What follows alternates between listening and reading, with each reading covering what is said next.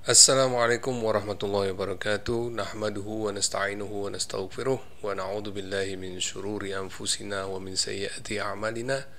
Man yahdihillahu fala mudilla lah wa man yudlil fala hadiya lah. Asyhadu an la ilaha illallah wahdahu la syarika lah wa asyhadu anna sayyidana Muhammadan abduhu wa rasuluh ba'athahu Allahu rahmatan lil alamin. Wa nusalli wa nusallim alaihi wa ala alihi fil awwalin wal akhirin wa fil mala'il ala ila yaumiddin. Alhamdulillah, jumpa kembali bersama Aventador 007. Pada kesempatan kali ini saya ingin membahas mengenai yang lagi viral saat ini, yakni sebuah tulisan dari Kiai Haji Imaduddin Al-Bantani yang berjudul "Pengakuan para Habib sebagai keturunan Nabi belum terbukti secara ilmiah". Oke, jadi saya ambil kata-kata ilmiahnya di sini. Mari kita uji apakah tulisan ini adalah tulisan ilmiah. Tapi sebelumnya kita harus tahu dulu. Saya pikir kita harus tahu apakah Kiai Imaduddin ini seorang ahli nasab. Apa sih latar belakang keilmuannya? Kita pun harus mengerti dulu supaya kita dalam mereaksi beliau ini bisa mereaksi secara proporsional. Nah, untuk itu ini saya cari-cari profil dari beliau ini di website beliau, kok nggak ketemu. Tapi saya dapatkan di satu sumber. Di sini ditulis bahwa beliau adalah Kiai Haji Imaduddin Al-Bantani, memiliki disiplin keilmuan Islam utama dengan fikih, usul fikih, tafsir, dan hadis. Ia dipandang mumpuni dalam penguasaan ilmu nahwu, sorof, bayan, dan ma'ani. Oke. Nah, di sini juga diuraikan beberapa karya ilmiah beliau. Namun saya di sini tidak mendapati bahwa beliau juga seorang ulama ahli nasab. Jadi di sini beliau bukan seorang ulama ahli nasab. Oke. Nah, jadi cukup jelas bahwa kapasitas beliau di sini adalah juga sama seperti kita, sama-sama juga seorang pembaca. Kita juga pembaca, pengamat, pengkaji dari buku-buku nasab, kitab-kitab nasab, tapi bukan ulama nasab. Sehingga apabila kita bukan ulama nasab, maka kita tidak punya hak atau otoritas untuk mengisbat atau meragukan atau menolak suatu nasab. Ya, karena kita tidak punya keahlian di bidang nasab yang muttasil. Jadi kita belajar nasab, memperoleh ijazah ilmu nasab dari ulama ahli nasab, yang mana beliau juga mendapatkan ijazah ilmu nasab dari gurunya yang juga ahli ilmu nasab. Begitu seterusnya, muttasil. Nah, kalau kita seperti itu, maka kita mempunyai otoritas untuk mengisbat atau meragukan atau menolak suatu nasab. Kita selidiki nih nasab dari berbagai macam sumber, kemudian kita bisa memberikan kesimpulan bahwa nasab ini layak kita isbat, atau layak kita ragukan, atau layak kita tolak. Oke ya, sampai di sini jelaskan bahwa Kiai Imaduddin tidak memiliki otoritas itu. Oke, sekarang kita cek di tulisan beliau. Kita langsungkan saja ke poin yang dia fokuskan, yaitu mengenai Imam Ubaidillah bin Ahmad Al-Muhajir. Apakah benar bahwa Imam Ahmad Al-Muhajir mempunyai seorang putra bernama Ubaidillah? Oke. Di sini beliau menukil dari kitab dari Imam Fakhrur Razi, kitab yang dinisbahkan kepada Imam Fakhrur Razi. Kitab tersebut bertitelkan Asy-Syajarah Al-Mubarakah. Kebetulan saya sudah dapat PDF-nya di sini. Nah, di sini beliau menukil Imam Fakhrur Razi berkata dalam kitab Asy-Syajarah Al-Mubarakah, adapun Ahmad Al-Abih, maka anaknya yang berketurunan ada 3, yaitu Muhammad Abu Ja'far yang berada di kota Rai, Ali yang berada di Ramallah, dan Husain yang keturunannya ada di Naisabur. Ini dari kitab Asy-Syajarah Al-Mubarakah halaman 127. Kemudian Kiai Imaduddin melanjutkan, dari keterangan Imam Fakhrur Razi ini, maka Ubaidillah sebagai anak dari Ahmad bin Isa tidak terkonfirmasi, tidak tercatat atau tidak terkonfirmasi.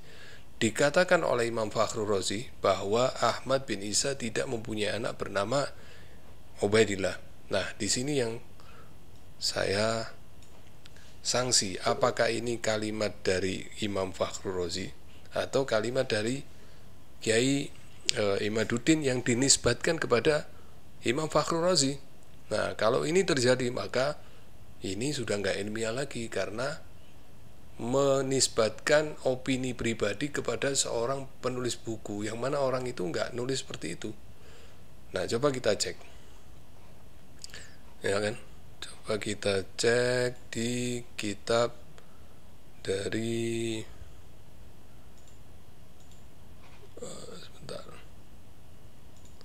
Nah, di sini Imam Fakhrur Razi di kitab Syajaratul Mubarakah teks aslinya berbunyi, wa amma Ahmad al-Abih fa'aqabahu min thalathati banin, Muhammad Abu Ja'far bin Rai, wa Ali bin Ramallah, wal Husain aqabahu bi Naisabur. Di sini tidak ada kata-kata bahwa Imam Fakhrur Razi mengatakan, atau seperti ditulis tadi, dikatakan bahwa Imam Fakhrur Razi, bahwa Imam Ahmad bin Isa tidak mempunyai anak bernama Ubaidillah. Tidak ada. Jadi kalimat ini adalah murni kalimat dari Kiai Imaduddin Al-Bantani yang dinisbatkan kepada Imam Fakhrur Razi. Nah, gimana ini? Tadi Kiai Imaduddin ingin mengajak kita menelaah secara ilmiah, tetapi beliau sendiri sudah, dalam hal ini sudah tidak ilmiah lagi, karena tidak murni mencatat, tidak murni memberitakan apa yang sebenarnya. Oke, mari kita lanjutkan lagi. Kemudian Kiai Imaduddin ini berkesimpulan bahwa penisbatan Ubaidillah sebagai anak Ahmad itu tidak bisa dipertanggungjawabkan secara ilmiah, karena kitab nasab tertua yaitu Tahdzib Al-Ansab abad ke-5 dan Asy-Syajarah Al-Mubarakah abad ke-6 menyatakan bahwa Ahmad tidak mempunyai anak bernama Ubaidillah. Lagi-lagi ini adalah kalimat pribadi dari Kiai Imaduddin yang dinisbatkan kepada Al-Imam Al-Ubaidili dan Al-Imam Fakhrur Razi. Nah, ini di sini saya melihat bahwa Kiai Imaduddin tidak jujur sampai ditemukan. Kemudian saya lanjutkan ya, menyatakan bahwa saya ulang, penisbatan Ubaidillah sebagai anak Ahmad itu tidak bisa dipertanggungjawabkan secara ilmiah karena kitab nasab tertua yaitu Tahdzib Al-Ansab abad ke-5 dan Asy-Syajarah Al-Mubarakah abad ke-6 menyatakan bahwa Ahmad tidak mempunyai anak bernama Ubaidillah, sampai ditemukan kitab yang lebih tua yang berkata sebaliknya. Maka pengakuan Ubaidillah sebagai keturunan Nabi Muhammad tertolak karena tidak terkonfirmasi secara ilmiah. Nah, di sini ada kalimat-kalimat yang aneh. Pertama, dia menyisipkan kalimat pribadinya seolah-olah adalah perkataan dari Al-Imam Al-Ubaidili dan Fakhrur Razi. Kemudian dia juga memberikan syarat bagi yang ingin membuktikan bahwa Imam Ubaidillah adalah anak Imam Ahmad Al-Muhajir, maka dia memberi syarat harus dari kitab yang lebih tua, Yang berkata sebaliknya itu abad kelima. Nah, ini syarat pribadi yang nggak dikenal di kalangan ulama-ulama ahli nasab. Oke. Maka pengakuan Ubaidillah sebagai keturunan Rasulullah tertolak. Nah, di sini ada kalimat tertolak karena tidak terkonfirmasi secara ilmiah. Saya tadi di awal sudah menyampaikan bahwa Kiai Imaduddin ini kita tidak dapati bahwa beliau memiliki otoritas dalam hal ilmu nasab karena beliau tidak punya ijazah atau keilmuan di bidang nasab, tidak pernah belajar nasab kepada seorang ulama ahli nasab, atau tidak memiliki keilmuan yang mutasil tentang nasab, sehingga beliau tidak punya otoritas untuk mengisbat atau meragukan atau menolak suatu nasab. Ya, jadi di sini saya jadi teringat mengenai Syekh Albani, Syekh Nasiruddin Al-Albani, yang mana beliau juga mirip-mirip seperti Kiai Imaduddin ini. Beliau tidak memiliki riwayat belajar hadis kepada ulama ahli hadis. Tetapi yang ma'ruf, yang kita ketahui bahwa beliau seorang kutub buku yang setiap hari selalu menelaah kitab-kitab hadis di perpustakaan di Damaskus. Dan karena hobi membaca kitab hadis tadi, kemudian tiba-tiba dia merasa seolah-olah dia seorang ahli hadis. Dan parahnya lagi, dia diangkat sebagai guru besar hadis, ilmu hadis. Dan juga dia akhirnya berani mentashih hadis-hadis dari para ulama-ulama hadis. Bahkan Imam Bukhari, Imam Muslim, Imam Tirmizi, Imam Abu Dawud dan lain-lain dari kutubus sittah ditahsis sama oleh beliau, ditashih sama beliau. Nah, ini kan jadi aneh gitu loh. Kalau keilmuan hanya seperti itu, betapa rancunya akhirnya yang kita dapatkan ini. Pantas kalau banyak ulama menulis kitab Tanakudat Al-Albani, kerancuan dari hadis yang ditashih oleh Al-Albani ini. Nah, kurang lebih Kiai Imad ini dalam hal sanad, dalam hal ilmu nasab ya seperti ini. Nah, kemudian beliau juga mengatakan, adapun kitab-kitab yang ada pada abad-abad selanjutnya yang menyebutkan bahwa Ubaidillah adalah sebagai anak Ahmad bin Isa tidak bisa menjadi rujukan karena adanya inkitor riwayat, terputusnya riwayat, terputusnya periwayatan, yaitu tiba-tiba muncul sebagai nama baru pada abad 10 yang tidak disebutkan oleh kitab-kitab pada abad sebelumnya. Jadi disinilah perbedaannya antara ulama nasab dengan bukan ulama nasab. Ulama nasab itu belajar kepada ulama-ulama yang juga ahli nasab. Ilmunya itu terus mutasil. Nggak bisa tiba-tiba dikatakan ini nama tiba-tiba muncul. Dan nasab itu selalu berkembang. Hari ini mungkin bisa jadi anaknya 1, 5 tahun ke depan bisa jadi anaknya udah 3, bahkan mungkin 6. Kalau dia punya istri, nambah istri lagi bisa lebih banyak lagi anaknya. Jadi selalu berkembang. Nggak bisa kita memutuskan ini sudah final, nggak bisa begitu. Karena nasab ini pada dasarnya selalu berkembang dan berkembang. Dan tidak notabene harus selalu tertulis dalam kitab nasab, tetapi ada makhtutot, ada manuskrip yang bisa dirujuk. Jadi begitu.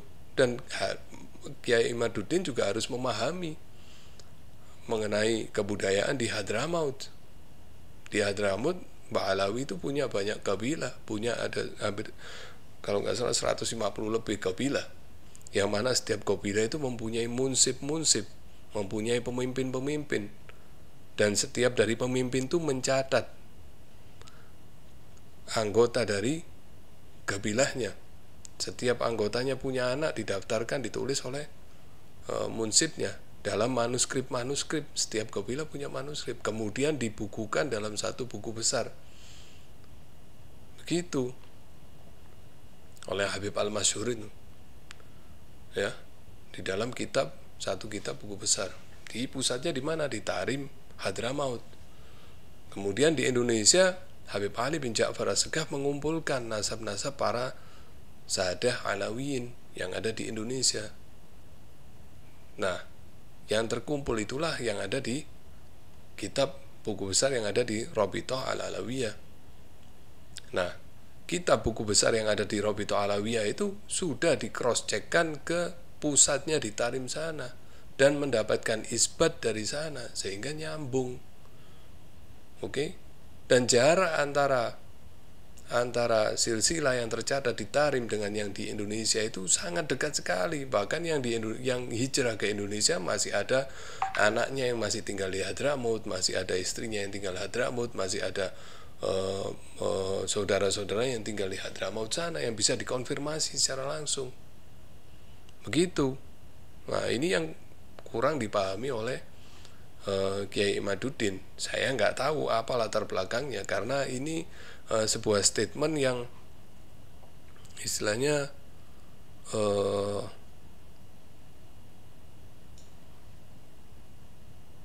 agak nekat ya, bukan agak nekat, karena ini dia membatalkan nasab jutaan orang loh. Bahkan di antara mereka ini ada ribuan ulama-ulama besar, ada banyak wali-wali besar di sini yang Anda tolak nasabnya, walaupun Anda tidak punya otoritas untuk menolak. Gitu loh. Bagaimana orang yang mengaku-ngaku bernasabkan pada seseorang, padahal dia tahu dia bukan bagian dari nasab tersebut, sama dengan dia mengumumkan cerai berkenaan dengan surga. Demikian pula dengan orang yang serampangan mengingkari nasab dari seseorang, apalagi yang sudah terbukti secara istifadah, secara syuhrah, secara mutawatir, dengan bukti yang minim seperti ini. Nah, ini sebuah blunder. Nah, dan statement Anda, Kiai Imaduddin, ini diikuti oleh banyak orang, diikuti oleh orang-orang yang tanpa ilmu, bicara tanpa ilmu, ngikut Anda, bahkan lebih parah lagi dari Anda. Dan ini akan menjadi dosa jariah bagi Anda. Saya kira Anda sebagai seorang ulama mengerti soal ini. Bagaimana jika Anda menyebarkan sebuah berita bohong yang akhirnya diikuti oleh banyak orang? Saya bisa pastikan apa yang Anda sampaikan ini bohong. Anda sudah terbukti berbohong terhadap para imam ahli nasab, yaitu Al-Ubaidili dan Fakhrur Razi, yang mana mereka tidak mengatakan seperti yang Anda katakan. Anda tidak bisa menyimpulkan apa yang tidak tertulis itu berarti menolak atau tertolak. Nggak bisa. Nggak tertulis ya nggak tertulis.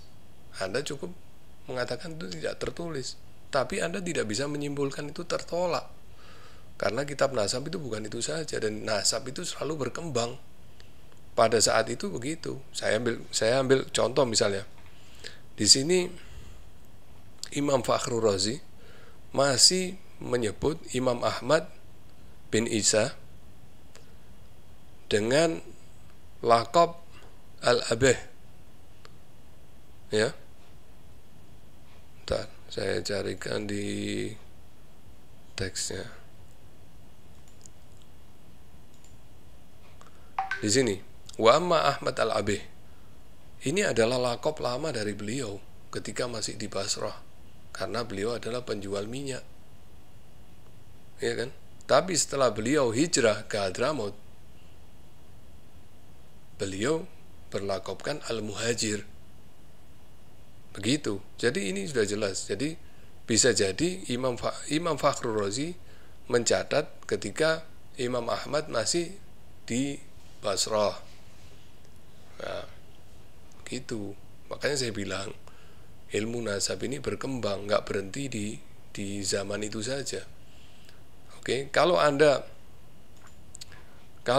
misalnya mengatakan bahwa berani mengatakan bahwa nasab Alawiyin ini tertolak, maka Anda juga harus membuktikan Anda taklid kepada imam siapa yang menyatakan bahwa nasab Imam Ubaidillah itu tertolak. Karena Anda nggak punya otoritas untuk mengisbat atau meragukan atau menolak suatu nasab. Berarti konsekuensinya Anda harus taklid kepada imam ahli nasab. Nah, sekarang imam ahli nasab yang mana yang Anda taklid? Pendapatnya bahwa Imam Ubaidillah itu nasabnya tertolak atau bukan anak Imam Ahmad Al-Muhajir mana? Di kitab apa? Halaman berapa? Saya ingin tahu siapa penulisnya. Imam ahli nasab yang mana? Begitu.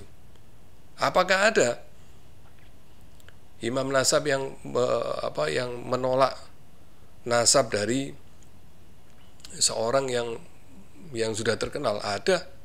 Ini saya ambil contoh. Misalnya di sini ada di kitab Abna al-Imam fil Masr wal Syams Al-Hasan wal Husain. Di sini Imam Safarani mengutip surat dari gurunya, yaitu Al-Imam Al-Alamah Abdul Ghani bin Ismail An-Nablusi, yang mana beliau ini menceritakan di daerah Suriah sana ada sekelompok, di daerah Sam ada sekelompok kaum yang menganggap bahwa Syekh Abdul Qadir Jailani itu adalah dzurriyyah Rasulullah dari jalur Al-Hasan. Kemudian beliau ini, Syekh Abdul Ghani bin Ismail An-Nablusi, ini menyebutkan nama-nama yang dianggap sebagai leluhur Syekh Abdul Qadir Jailani hingga ke Imam Hasan. Nah, kemudian beliau menolak. Bahkan beliau mengatakan bahwa Syekh Abdul Qadir Jailani ini bukan dzurriyyah Rasulullah, baik dari jalur Al-Hasan maupun dari jalur Al-Husain. Beliau mengatakan jelas di sini, kilahuma ghairu sahih. Keduanya nggak ada yang sahih, nggak ada yang benar nasabnya. Sekarang kalau misalnya saya pribadi nih, saya mau bertaklid kepada imam ini, boleh aja. Ada sumbernya. Nah, sekarang Anda nggak punya sumber taklid bahwa Ubaidillah itu bukan anaknya Imam Ahmad. Anda nggak punya sumber taklid. Anda memutuskan sendiri menolak, sementara Anda bukan seorang ahli nasab yang tidak punya otoritas untuk menolak atau mengisbat atau meragukan suatu nasab. Ya. Plus ditambah lagi Anda memberikan syarat yang mengada-ada. Karena Anda bukan seorang ahli nasab, Anda juga tentu saja tidak punya hak untuk memberi syarat-syarat sebuah nasab itu harus bagaimana untuk bisa diterima. Itu loh. Jadi saya kira di sini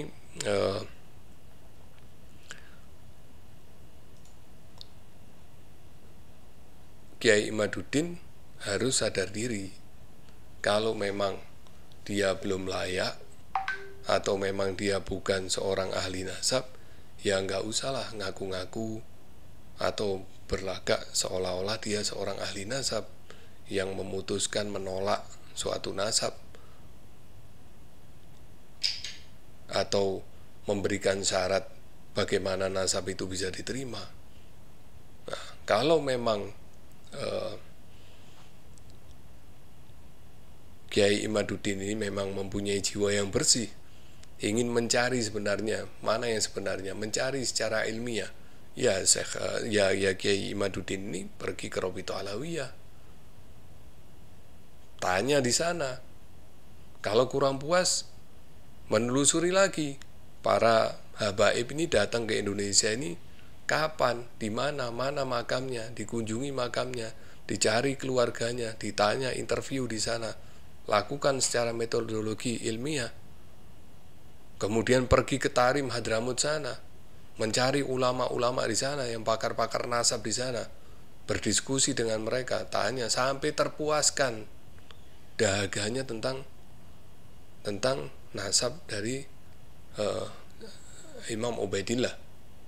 Itu baru memang Anda mempunyai jiwa yang bersih yang ingin mencari kebenaran, begitu. Jadi saya kira ini dulu yang bisa saya sampaikan. Wal afu minkum. Wassalamualaikum warahmatullahi wabarakatuh.